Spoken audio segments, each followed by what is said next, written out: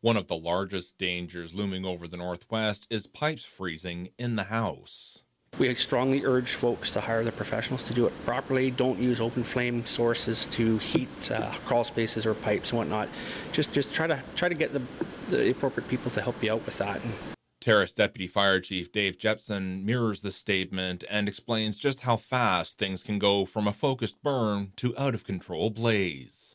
If you crawl into a crawl space or crawl under a cabinet with an open flame, all it takes is you to not pay attention for a little bit and then the fire's behind the counter. Or underneath trailers or underneath homes, it's now into the vapor barrier, it's now into that siding. A lot of times they don't think that the fire is there, but it's a little bit of a spark and the fire gets going, and it's very difficult because those are always in difficult spots, either crawl space or in an attic or under counters. So yeah, we stay away from open flames as much as possible. Power outages are another source of danger in the Northwest, especially during winter months when cold snaps can leave us without power.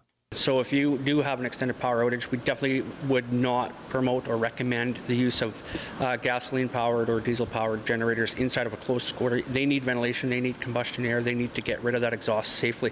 I don't think they were ever intended to work inside a confined space, so don't be bringing propane-powered heaters. So there's a lot of products in the market that may falsely imply that they're safe to operate in a confined space without a carbon monoxide impact. I would not recommend doing that in any way whatsoever. If you're burning a gas fuel, there's a risk to carbon monoxide at all times. And according to the experts, you can never be too prepared for the case of an emergency, reminding the Northwest to have a plan in place. As we cool off in our area here, we do tend to rely on our heating appliances, whether that be solid fuel, electric, gas, what have you.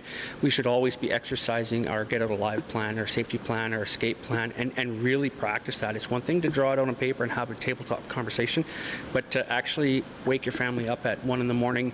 and exercise it. Did everybody use the plan accordingly? Did they use their escape route properly?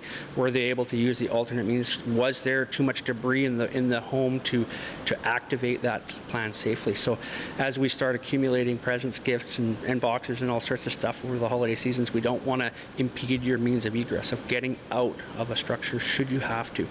And with that, really test your smoke detectors, carbon monoxide detectors, and make sure they're working adequately.